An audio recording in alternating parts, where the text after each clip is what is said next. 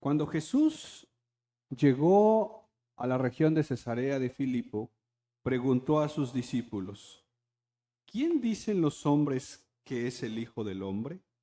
Verso 14. Y ellos respondieron, unos Juan el Bautista y otros Elías, pero otros Jeremías o alguno de los profetas. Verso 15. ¿Y ustedes, quién dicen que soy yo? Les preguntó Jesús. Simón Pedro respondió, ¿tú eres el Cristo, el Hijo? Creo en lo personal que aquí Jesús está haciendo una de las preguntas más importantes que se le puede hacer a una persona. Y en este caso él la dirige a sus discípulos, primero de manera general, diciendo, oigan, ¿qué dice la gente de mí? ¿Qué está diciendo la gente que soy yo? Y entonces ellos comienzan a decirle, mira, algunos piensan que tú eres Jeremías, que tú eres Elías o que tú eres Juan el Bautista. Lo curioso es que estas tres personas, Jeremías, Elías y Juan el Bautista, ya habían muerto.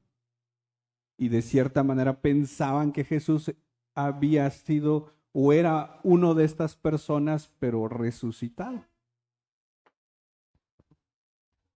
Y como que Jesús no se detiene a explicarles nada, sino que ahora se dirige a preguntarle a ellos. Mira el verso 15. ¿Y ustedes, quién dicen que soy yo? Y creo que es una muy buena pregunta que deberíamos de hacernos nosotros, también en un elemento de poder decir, bueno, ¿quién es Jesús? Porque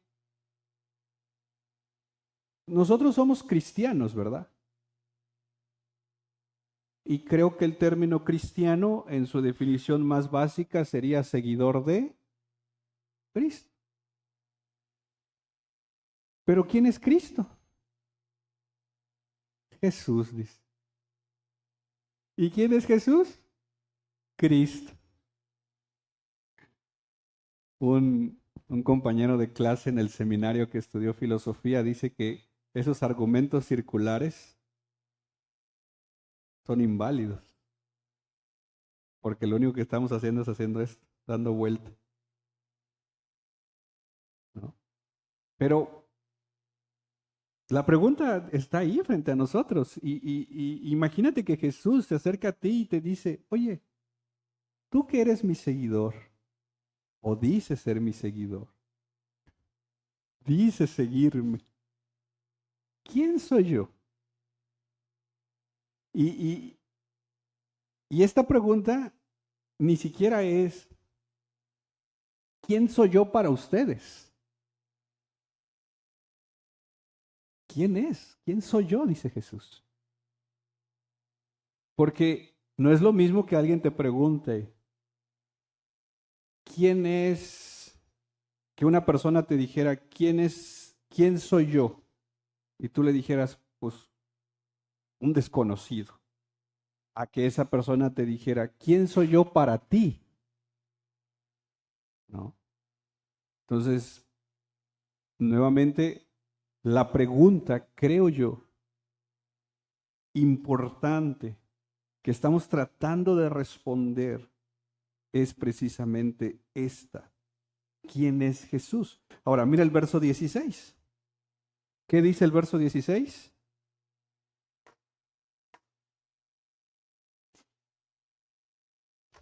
Tú eres, nuevamente, si se tratara solo de responder la pregunta, tú y yo podríamos responder, bueno, ¿quién es Jesús? Jesús es el Cristo, el Hijo del Dios viviente. Y si yo fuera un inconverso y esta noche yo te preguntara, ¿quién es Jesús? ¿Qué me responderías?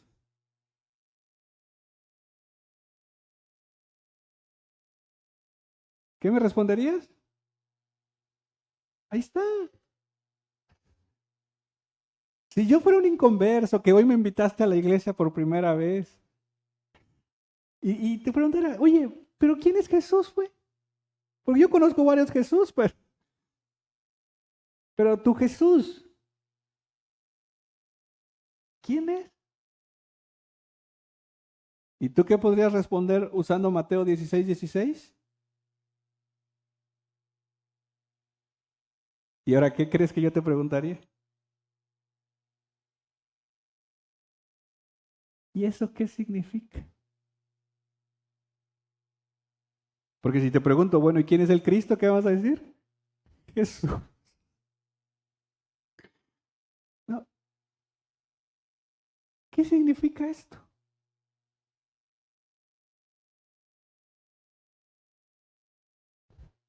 Ahora tal vez tú dirías, no sé, yo recién me he convertido, llevo poco tiempo, en mi iglesia no han abierto el discipulado 1, o eso se ve en el discipulado 10. Pero, ¿qué si llevamos ya un tiempecito? ¿Qué si ya tenemos historia? ¿Cuál sería nuestra respuesta? Y aquí es donde entra lo que hoy estamos, o lo que los últimos miércoles estamos tratando de estudiar, y vamos a estudiar otros miércoles, lo que le llamamos cristología. ¿Qué dijimos? Es la doctrina de Cristo. Y básicamente es estudiar qué dice la Biblia sobre Cristo. Decíamos también que es importante porque es un tema central en toda la Biblia, es un tema necesario que lo aprendamos, es un tema que va a despertar nuestro corazón, que cautiva nuestro corazón, y es un tema donde la idea es poder conocer más a Cristo. La semana pasada decíamos que para estudiar o responder quién es Cristo, pues primeramente está la Biblia, ¿verdad? En segundo lugar decíamos que está la historia, la geografía, la filosofía, la arqueología y tantas otras cosas que pueden ayudarnos a responder la pregunta, ¿quién es Jesús? Y concluíamos la semana pasada en esto que le llamamos metodología descendente, donde vemos primero a Jesús como el Cristo, como el Hijo de Dios, que vino a nosotros para dar su vida por nosotros.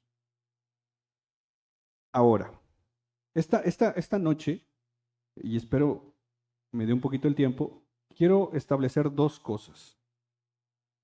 Cómo la cristología, la doctrina de Cristo, ha caminado a lo largo de los años y a su vez, en el estudio de teología, cómo la cristología se va a asociar o a conectar con todo el cuerpo doctrinal que un cristiano debe de tener. Y tratando de responder quién es Cristo a lo largo de la historia, personas que yo creo, tal vez no todas, pero algunas bien intencionadas, tratando de responder a la misma pregunta, ¿quién es Jesucristo?, han llegado a caer en lo que se conoce una herejía. Nuevamente, si yo te pudiera dar una hoja de papel esta noche y un lapicero y yo te pidiera, escríbeme por lo menos un párrafo definiéndome quién es Jesucristo, ¿consideras que tú te aventarías alguna herejía por ahí? ¿O te crees ya de decir, no, échame otras 3 hojas? A lo largo de la historia, hombres de Dios, conocedores de la Escritura, tratando de responder la misma pregunta, algunos terminaron cayendo en herejías. Una herejía básicamente es algo que está en contra de lo que la Biblia dice. Y hoy quiero que veamos algunos de estos elementos y voy a mencionar unos nombres bastante raros, por eso también quiero anotarlos, pero creo que también se van a estar pasando en la pantalla, por si quieres irlos anotando. Pero, por ejemplo, por un lado aparecieron unas personas que se consideraron o se les llama, ahí está, ebionitas. Por si vas a ser papá, por si vas a ser mamá y estás buscando algún nombre para tu hijo, vamos a ver varios. ¿Cómo se llama tu hijo? Ebionita, y le decimos Ebio. Ok, los ebionitas dijeron, a ver, de entrada, Dios es uno, ¿verdad? Por lo tanto, ¿cómo podemos decir que Jesús es Dios? Porque si a la primera decimos que Jesús es Dios, estaríamos metiéndonos en un problema. Por lo tanto, los ebionitas dijeron que Cristo es solamente un hombre, hijo de José, hijo de María, y cuando fue bautizado, el bautismo significó como una capacitación, por así decirlo, espiritual, para que él llegara a cumplir su propósito.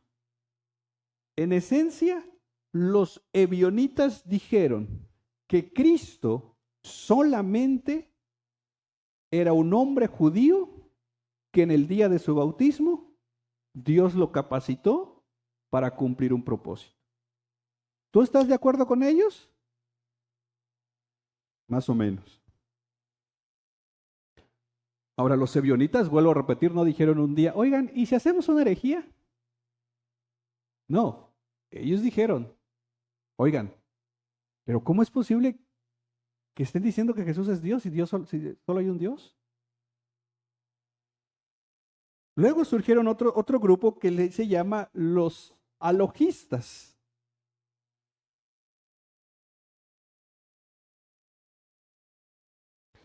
Los alogistas, nuevamente tratando de responder a la pregunta, ¿quién es Jesús? Ellos dijeron que los escritos de Juan, el Evangelio de Juan, primera, segunda, tercera de Juan y Apocalipsis, contradecían todo lo que el Nuevo Testamento decía.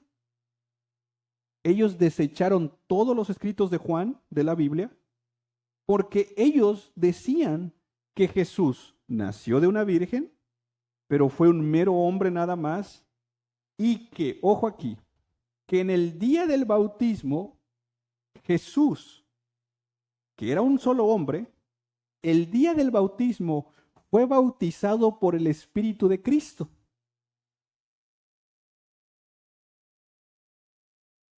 Y ese bautismo de Cristo le confirió a Jesús hombre poderes sobrenaturales para llevar a cabo las obras que hizo.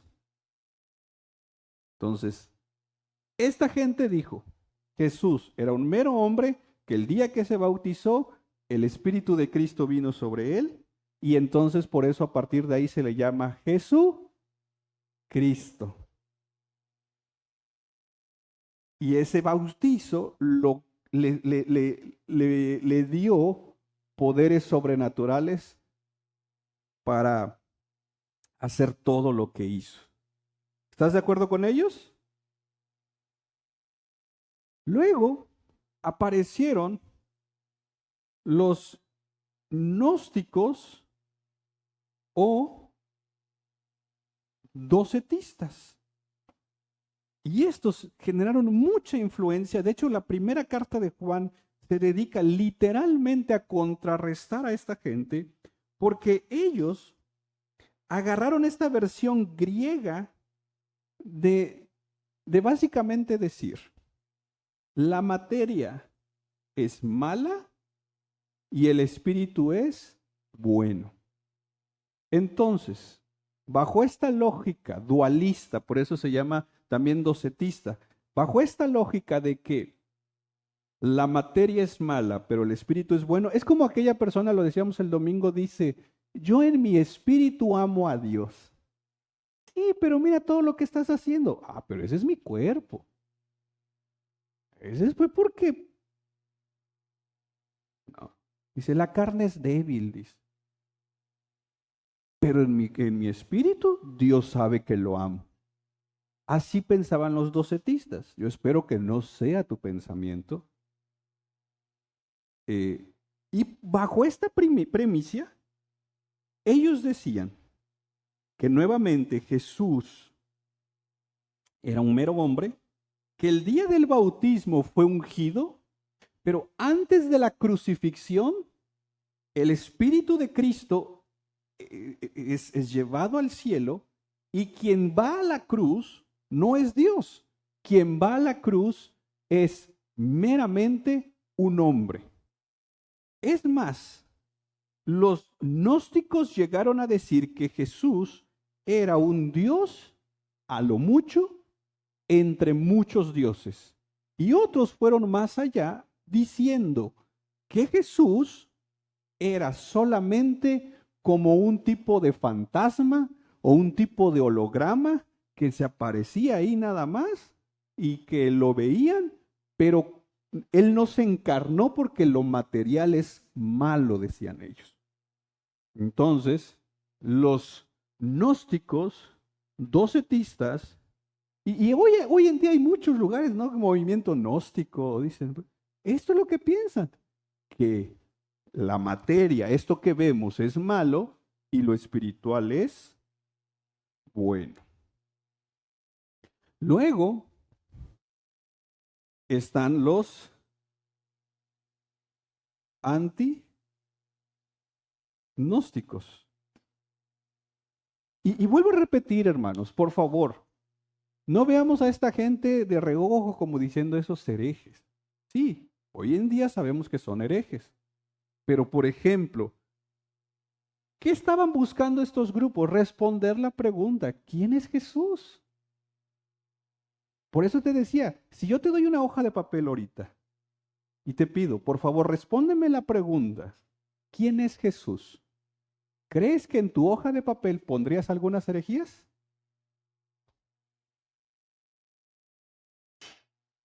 Sería bueno hacer el ejercicio, ¿ah? Entonces, surgieron los gnósticos diciendo, la carne es mala, el espíritu es bueno. Entonces luego salieron los antinósticos y ellos se fueron por el otro lado. Ellos dijeron que la carne no es mala. El problema de ellos es que se fueron hasta el otro extremo. Y llegaron a decir que Jesús, si bien sí es Dios, pero simplemente era alguien que estaba subordinado al Padre en el sentido de que era la primera creación del Padre. Era como tratar de defender la divinidad de Jesús, pero el problema se complica cuando te encuentras con que Dios es uno. ¿Te acuerdas cuando vimos la Trinidad? O sea, el problema radica cuando tú y yo sabemos cuántos dioses hay. Uno. ¿El Padre es Dios? ¿Jesús es Dios? ¿El Espíritu Santo es Dios? ¿Pero cuántos dioses hay? No, ya ustedes ya están en otro nivel. Entonces, vuelvo a repetir. Imagínate un inconverso diciéndote, ¿estás mal? Porque nuevamente, el Padre es Dios, el Hijo es Dios, el Espíritu Santo es Dios. ¿Cuánto hay aquí? No, ustedes son los cristianos, pues yo soy el inconverso. Yo les pregunto, ¿cuánto hay aquí?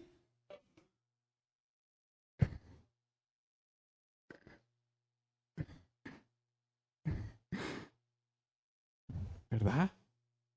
Entonces, tratando de defender este elemento de Dios es uno, los antinósticos dijeron, a ver, los gnósticos están diciendo que lo material está mal, solo lo espiritual y que Jesús era una especie de fantasma. No, no, no, no.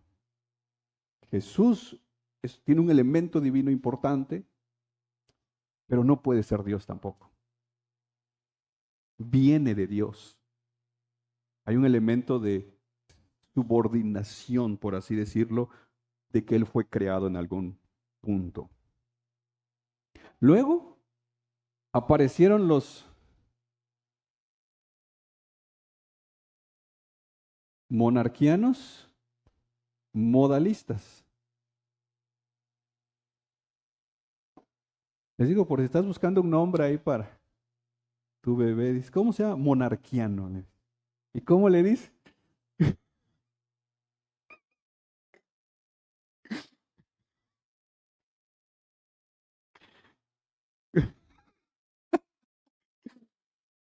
Ellos negaron la humanidad de Cristo, tratando de sostener su divinidad.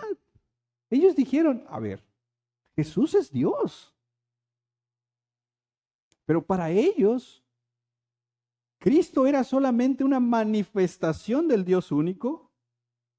Ellos negaron la Trinidad porque es como decir, a ver, mantengamos la unidad de Dios, mantengamos el Dios es uno. Entonces, si Cristo es Dios, Cristo solamente no es una persona de la Trinidad, Cristo es una manifestación, una parte de Dios que vino a la tierra. Ellos dijeron, es Dios encarnado, sí, pero es el Dios único. Su trono, por así decirlo, quedó vacío porque Él vino a nosotros. Y aquí había una negación de la Trinidad. Entonces Jesús aquí es Dios, pero con un elemento de no hay Dios Padre ni Espíritu Santo. Aquí hay un elemento de el único Dios vino a nosotros. El que estuvo entre nosotros es Dios. Pero ¿quién se quedó en el cielo? Es como decir, nadie. Y luego entraron los monarquianos dinámicos.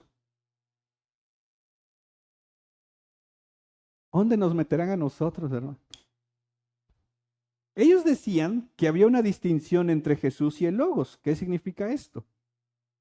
Que Jesús era un hombre meramente, nació de María, pero el elemento del Logos, el elemento divino, era como algo impersonal, como una fuerza, que nuevamente en el momento del bautismo, esta fuerza divina lo llenó, como cuando el predicador dice, ven y llénate de Dios y el poder de Dios y empodérate, o 2025 el año del empoderamiento y algo así. Yo a veces cuando escucho esto digo, estos entran en el monarquismo, ¿cómo es? Monarquianos dinámicos, que ven a la presencia de Dios como un poder que empodera para llevar a cabo algo. Y entonces ellos dijeron, Jesús fue alguien que fue empoderado en el bautismo para llevar a cabo su misión. Suena hasta bonito, ¿no? Porque te invita a que tú puedes acceder a un poder.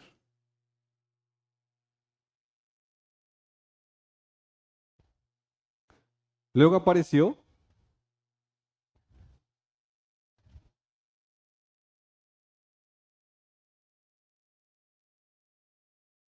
el arrianismo. Digo, cuando yo estoy diciendo luego no es como un tema de, no estoy haciendo una línea de tiempo. Aparecieron en diferentes tiempos, pero tratando de ubicarlos, ¿no?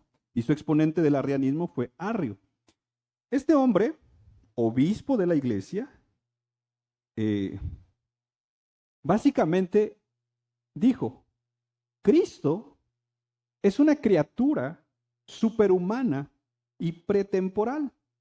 Es la primera de las criaturas que no es Dios, pero es más que un hombre.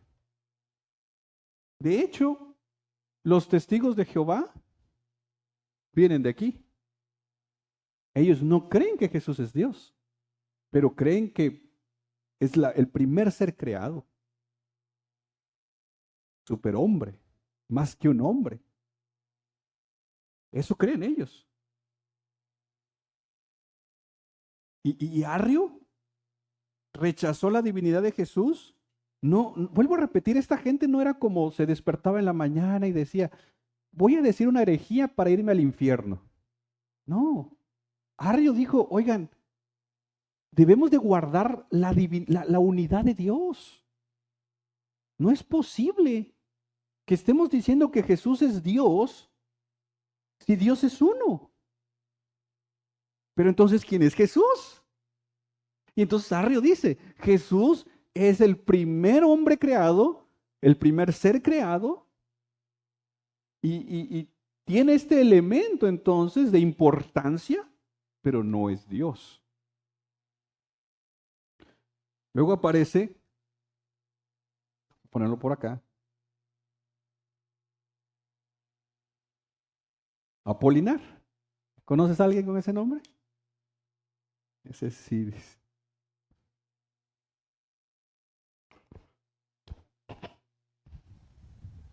Apolinar, mira, Apolinar defendió que Cristo era una persona con dos naturalezas. Pero al tratar de responder cuál es la relación entre estas dos naturalezas, Apolinar usó un concepto que los griegos habían traído, este concepto tricotómico de las personas. Porque es un concepto que viene de allá, que las personas tienen espíritu, alma y cuerpo. Apolinar agarra esto de los griegos, esta idea de los griegos, y en esencia dice, lo divino de Jesús, la parte divina, ¿dónde crees que estaba? O sea, él pone a Jesús bajo este elemento. La composición de Jesús, dice, es este elemento. ¿Dónde creen que estaba lo divino de Jesús?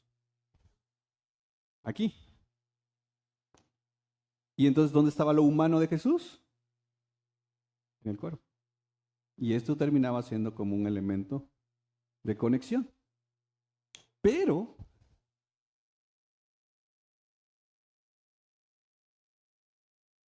la forma de presentar de Apolinar, en esencia, es como era un cuerpo. La palabra es animado por Dios, pero es como decir un cuerpo que era como un recipiente que llevaba algo de Dios. En esencia eso dijo Apolinar. Jesucristo era un cuerpo que portaba algo de Dios. Pero la Biblia no dice eso.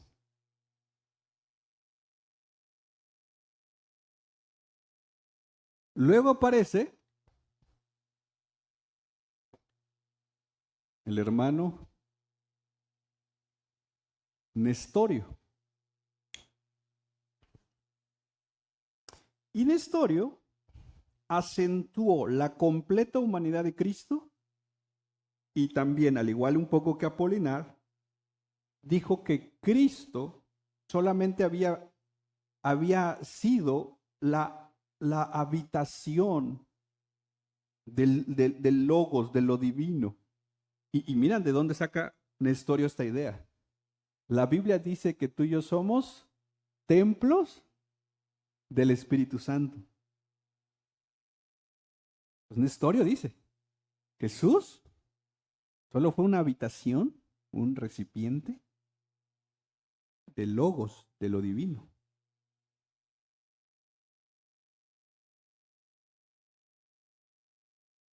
Él dijo que Cristo era un hombre en igualdad con Dios, en alianza con Dios, participante del propósito de Dios, pero no estaba unido a Dios. Y Nestorio, al decir, un poquito igual que Apolinar, al decir que Jesús era un recipiente de lo espiritual, de logos, Nestorio dijo que en Jesús habían dos personas.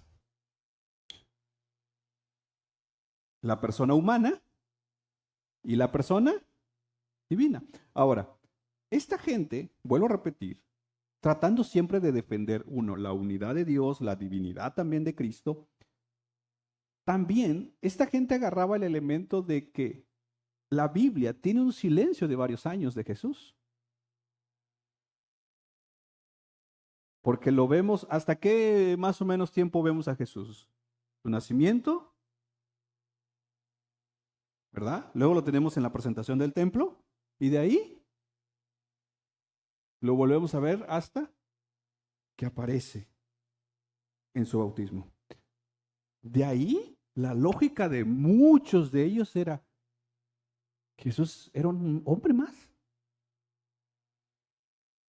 Que en el momento de su... Y entonces aquí hay un tema de decir, la Biblia comienza a hablar de Jesús justo en el momento de su bautismo, porque es en el momento donde Él es capacitado, reconocido, ungido, llenado de Dios, para entonces hacer su obra. Ven que esta gente no estaba tratando de hacer otra cosa que responder la pregunta que hice al principio. ¿Quién es Jesús? Ellos estaban buscando responder la pregunta. Luego tenemos a Eutico, que aquí entra lo que se conoce como el monofisismo. Esta gente defendieron la posición de que la naturaleza humana de Cristo fue absorbida por la divina, o que las dos naturalezas se fundieron en una sola naturaleza. Se mezclaron la humanidad de Jesús con la divinidad de Jesús, se fundieron y se hicieron una sola. Y Eutico defendió esto. Pero volvemos a lo mismo. Cuando vamos a la Biblia, no nos vamos a encontrar con esa fusión, ¿no? Luego está el elemento del adopcionismo,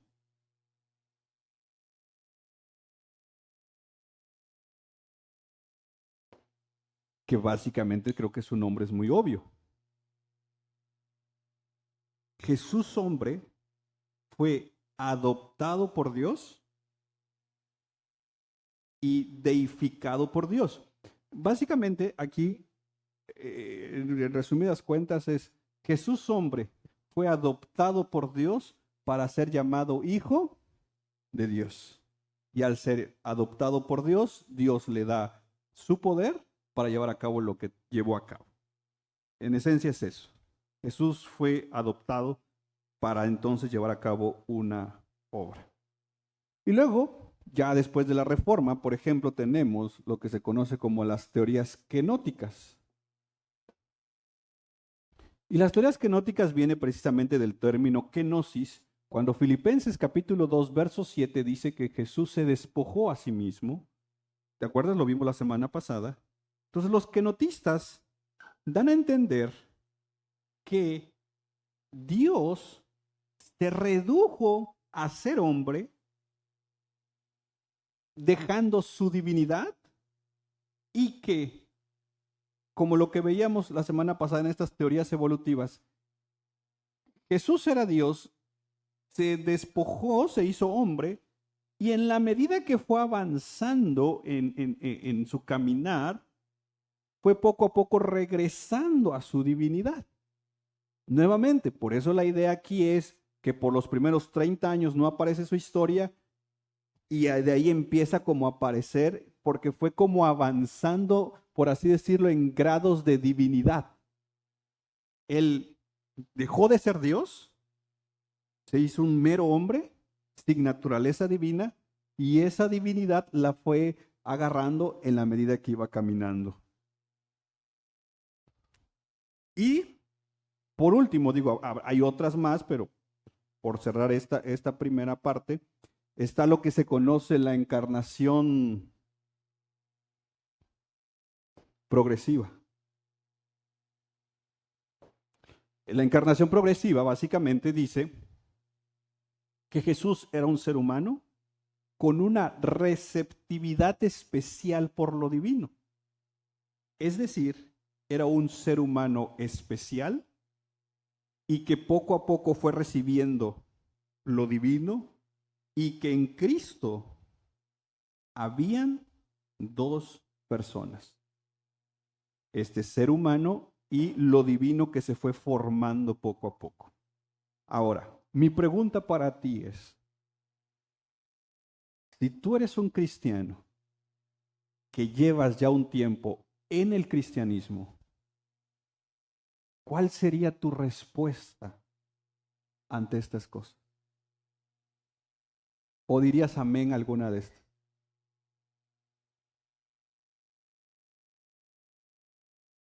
¿Qué hizo la iglesia a lo largo de la historia donde todo esto ha surgido? ¿Cómo respondió la iglesia, tanto la iglesia primitiva como los padres de la iglesia, como la época medieval, como la reforma? Y cómo hoy nosotros debemos responder como iglesia, porque la pregunta sigue estando ahí, ¿quién es Jesús? Y es una pregunta tan importante, mis hermanos, que muchas veces podemos pasar tanto tiempo en tantas cosas que en últimas instancias no tienen nada que ver con la eternidad. Y aquí estamos ante una pregunta tan crucial para nuestra alma, porque nuevamente, ¿quién es Jesús para ti?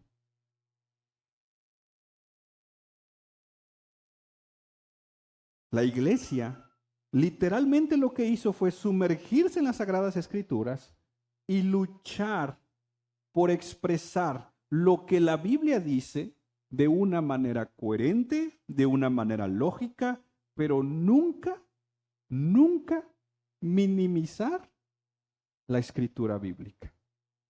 Y eso es lo que tú y yo tenemos que hacer. Pararnos firmes en la escritura, pararnos firmes en la palabra de Dios y poder responder, no porque alguien lo dijo, no porque otra lo vi por ahí, no, es qué dice la escritura. Y de entrada tenemos concilios que surgieron a lo largo de la historia para responder esto y son concilios netamente, creo yo, o yo así los vería, cristológicos en un sentido de que respondieron a todas estas cosas de una manera bíblica. Por ejemplo, en el año 325, la iglesia se reúne para responder y fue a través del concilio de Nicea. Y la forma en cómo respondieron es, Cristo tiene la misma naturaleza que el Padre, siendo los dos un solo Dios. ¿Ven la respuesta? Cristo tiene la misma naturaleza que el Padre, es decir, es Dios, pero no son dos dioses, es un solo Dios. Y me encanta porque Nicea, para mí, y yo así lo veo también, es como una expansión de lo que fue el credo de los apóstoles.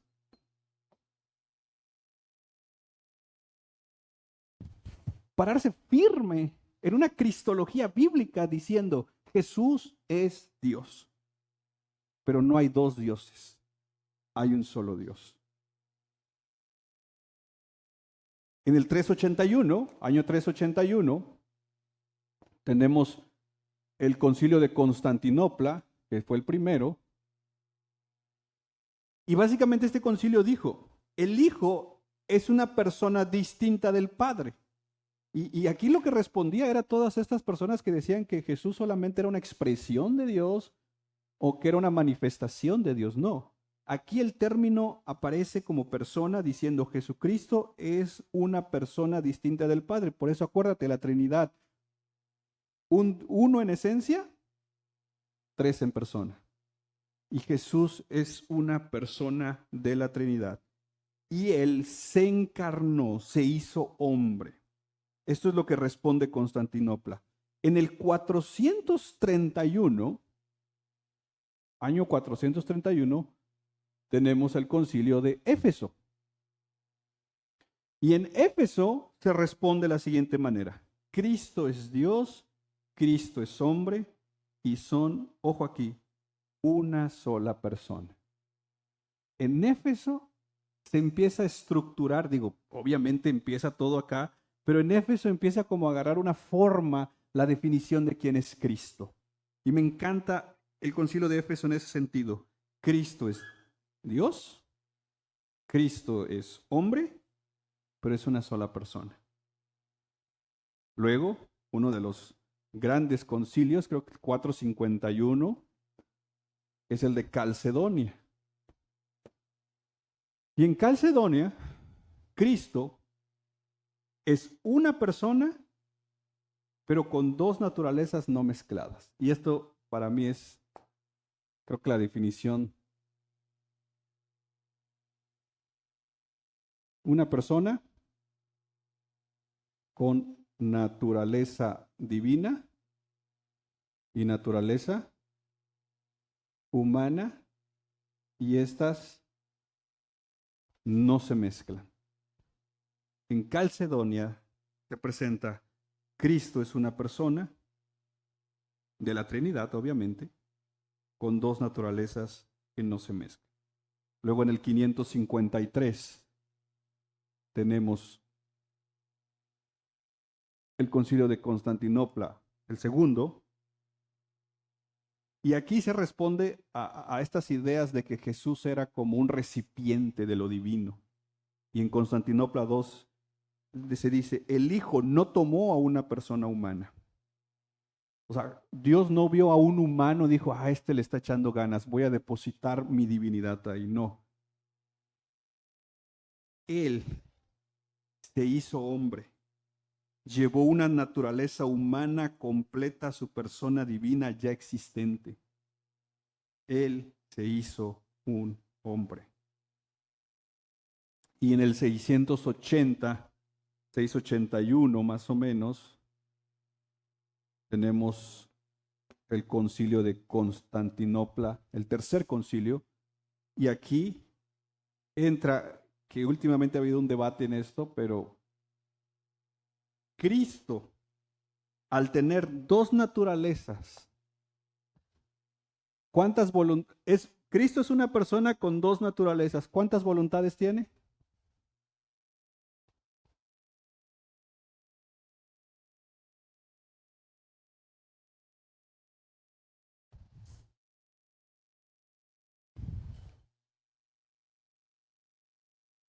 ¿Seguros que una?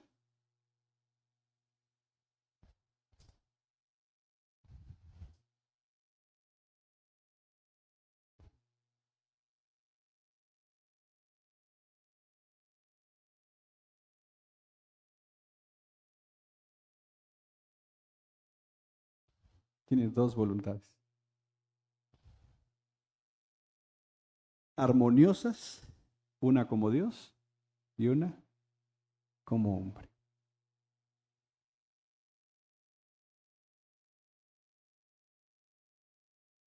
Y es así como se va formando la cristología a lo largo de la historia. A través de batallas teológicas que no fueron fáciles. Y estos concilios fueron hasta ciertos años. ¿Cuándo fue la reforma?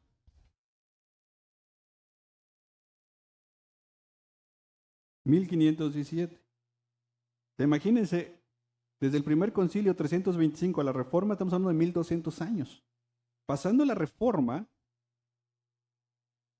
tenemos, por ejemplo, la confesión helvética, la confesión belga, la confesión de Westminster, y de aquí sale la confesión bautista de 1000 689. Como iglesia, ¿cuál tenemos?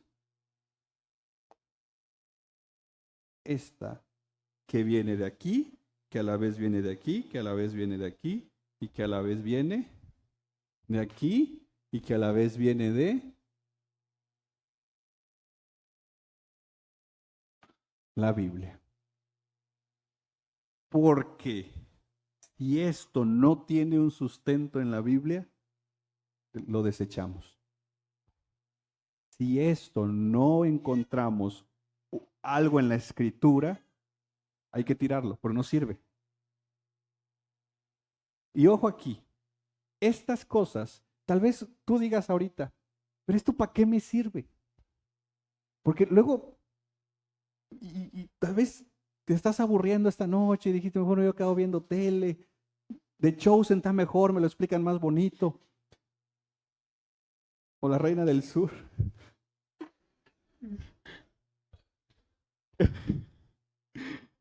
Vayan a casa celar, hermano. Pero esto es para saber explicar de una manera clara, nuevamente la pregunta que estamos tratando de responder, ¿quién es Jesús?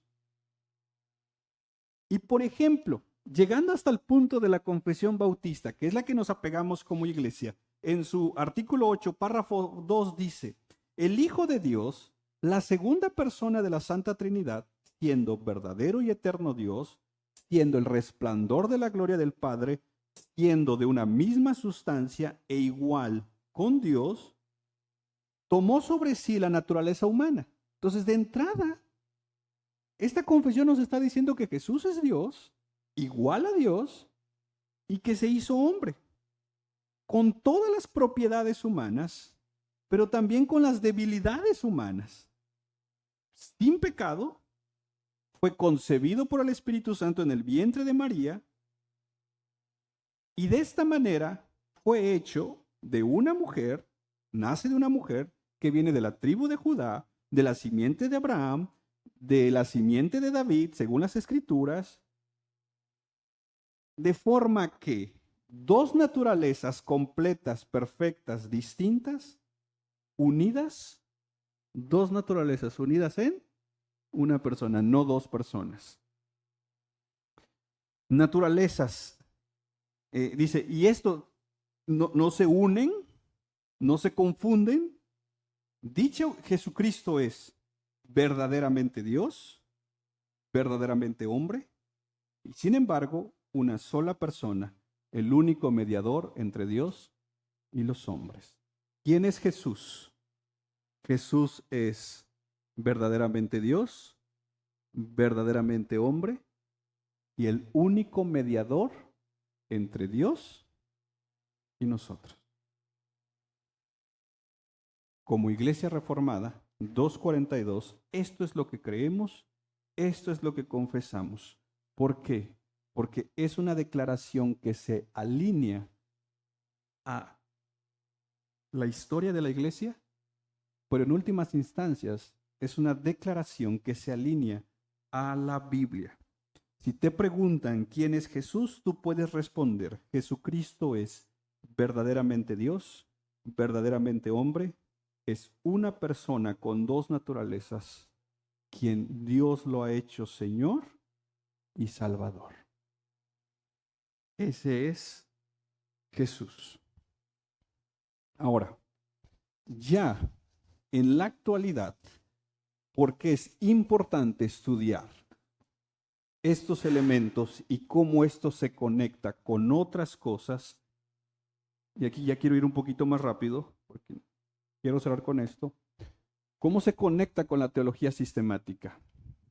Se conecta con la teología propia porque Jesús es parte de la Trinidad. Teología propia lo acabamos de ver. Jesús, la cristología se conecta con la neumatología porque el Espíritu Santo es parte importante en todo el ministerio de Jesús. No podemos desconectar al Espíritu Santo de Jesús en todo el ministerio. Jesús se conecta con la antropología Porque Jesús se hizo hombre. Jesús, la cristología se conecta con la angelología porque el ministerio de los ángeles aparece en todo el ministerio de Jesús. Lo has leído, ¿verdad? Luego tenemos, ahí lo tenemos, soteriología. La cristología se conecta con la soteriología porque Él es el Salvador. ¿Puedes poner? Eclesiología.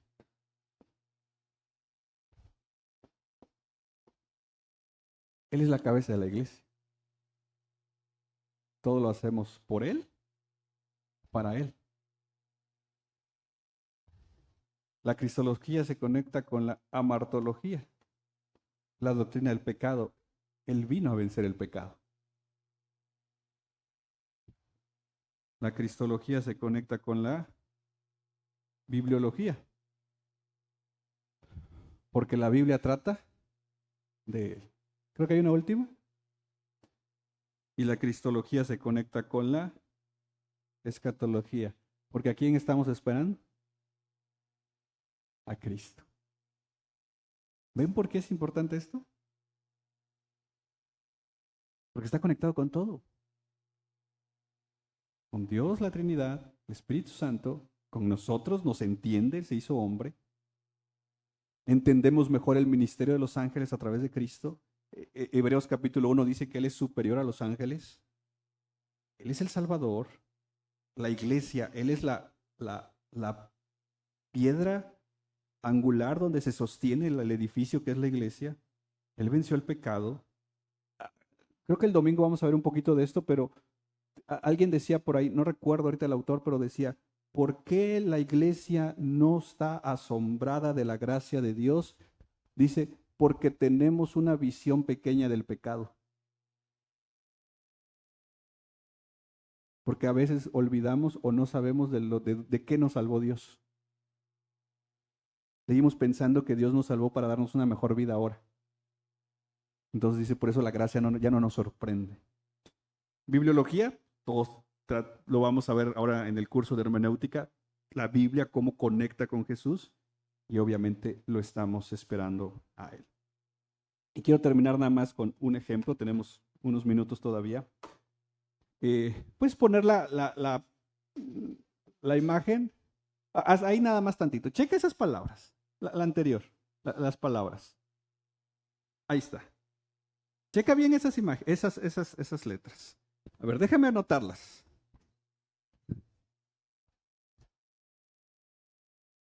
Si quieren hablar nuevas lenguas, hoy tienen permiso. A ver. Primero es homo.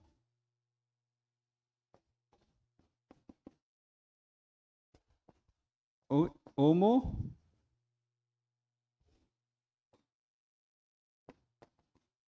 ¿Cuál es la diferencia? ¿Dónde está la diferencia? Esta, ¿verdad? Ok.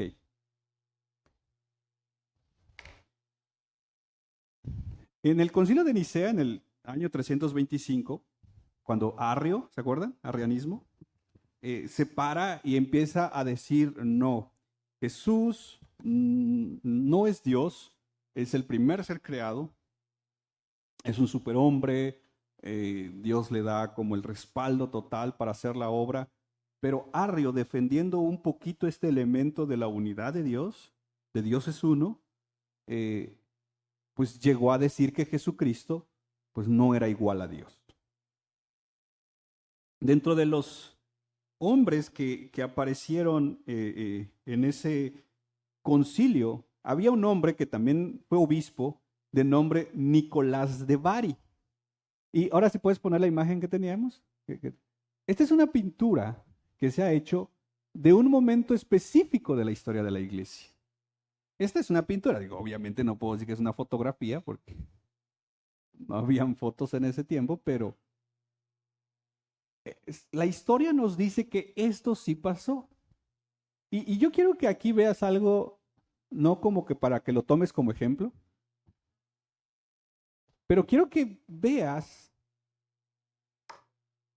cómo la iglesia ha tomado tan en serio el elemento de la cristología. Y que como iglesia deberíamos hoy tener esa misma seriedad. Lástima que a veces no la tenemos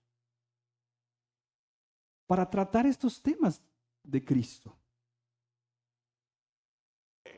El de amarillo es Nicolás de Bari y el de azul es Arrio.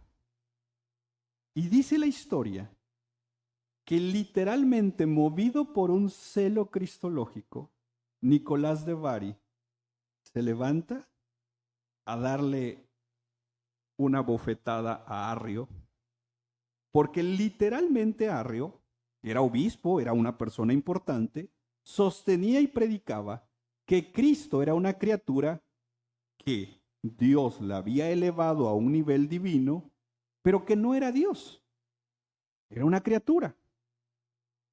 Y mira la herejía de Arrio, que hoy en día, como te decía, de este hombre de azul, Arrio, hoy en día hay millones de mormones que creen eso, millones de testigos de Jehová que creen eso, y millones que están en sectas unicitarias, porque en esencia estas sectas niegan que Jesús es Dios. Y en este concilio, en estas reuniones que hacían de obispos,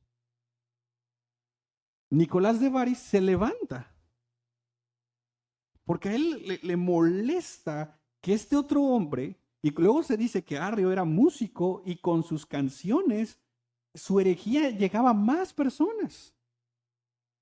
Porque creo lo comentábamos la vez pasada, es más fácil acordarnos de una canción que de un sermón. Entonces, esto nos recuerda precisamente este hecho de cómo la iglesia ha respondido a lo largo de la historia. Y para que se rían un momento, ¿puedes poner la otra? Es para que ya entramos a Navidad y ya. En esta imagen está el Santa Claus con un niño y el niño le pregunta, ¿homoousios o homoiousios? Y Santa Claus le pregunta, ¿qué? Y el niño le responde, tú no eres el verdadero San Nicolás. Porque esta ya es la versión caricaturizada de lo que un día fue Nicolás de Bari. Esta versión de San Nicolás es la versión caricaturizada. O sea, ¿puedes regresarlo tantito al anterior?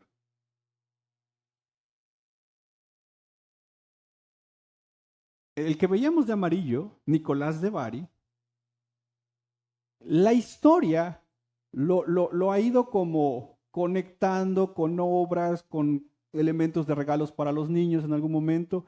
Y Nicolás de Bari, el que le está dando aquí la bofetada a Arrio, en algún punto en la historia lo volvieron caricaturizar, lo caricaturizaron y lo tenemos como lo que ahora es Santa Claus. Por eso es que a veces le dicen San Nicolás. Porque es Nicolás de Bari. Entonces, ahora sí puedes ponerlo nuevamente. Este meme me gustó porque, porque el niño le está preguntando, a ver, si tú eres Nicolás o San Nicolás, ¿homoousios o homoiousios? Y entonces le pregunta, ¿qué? Y el niño le dice, no eres San Nicolás. Porque homoousios básicamente se traduce de la misma esencia. Y homoiousis se traduce de esencia parecida. Y Nicolás de Bari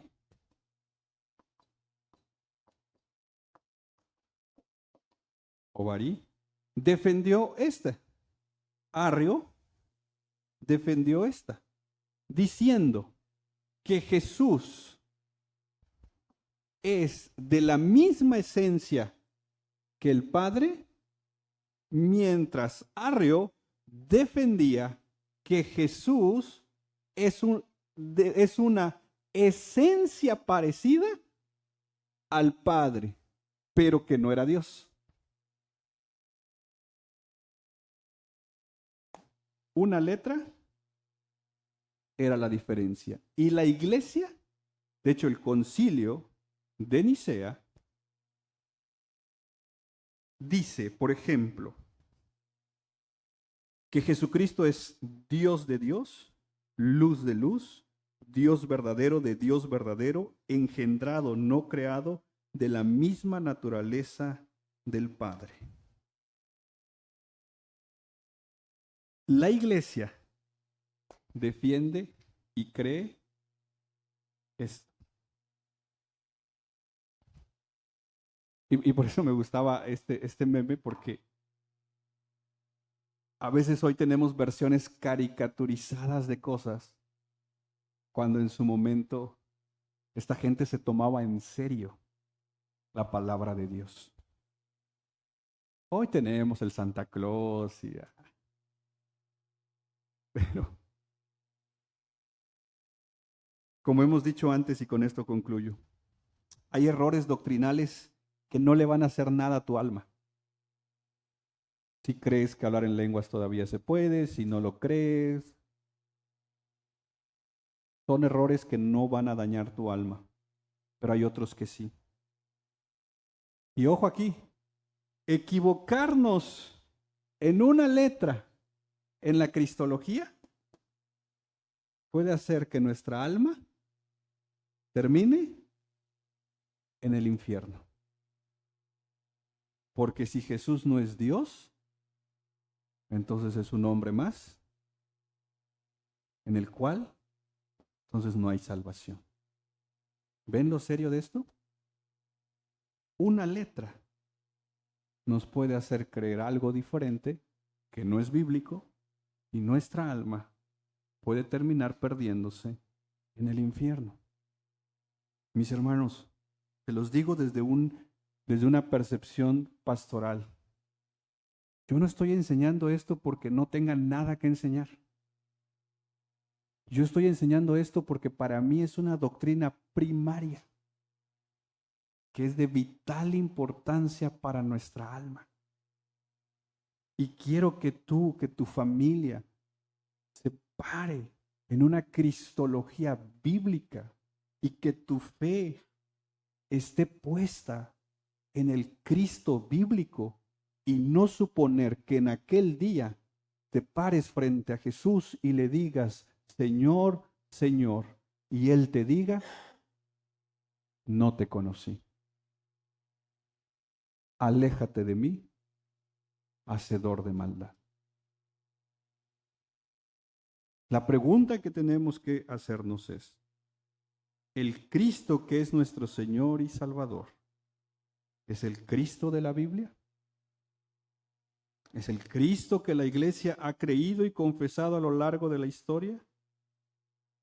Esa es la verdadera pregunta que vale la pena volvernos a hacer. Oramos, Padre, en el nombre de Jesús. Ayúdanos a pararnos firme en la Escritura, de tal manera que el día que tú vengas, con nosotros nos vayamos y estemos frente a ti, tú puedas decirnos a cada uno de nosotros, te conozco, bien y buen siervo fiel. En lo poco me fuiste fiel, en lo mucho te pondré. Padre, a lo largo de la historia y hoy en día hay millones de personas que dicen creer en un Jesús que no es el de la Biblia. Hay millones de mormones, de testigos de Jehová, de unicitarios que creen en un Jesús que no es el de la Escritura. Ayúdanos a que nuestra fe sea resguardada por tu palabra y a su vez ayúdanos a compartir a todas estas personas del Jesús de la Escritura. En el nombre de Jesús. Amén y amén.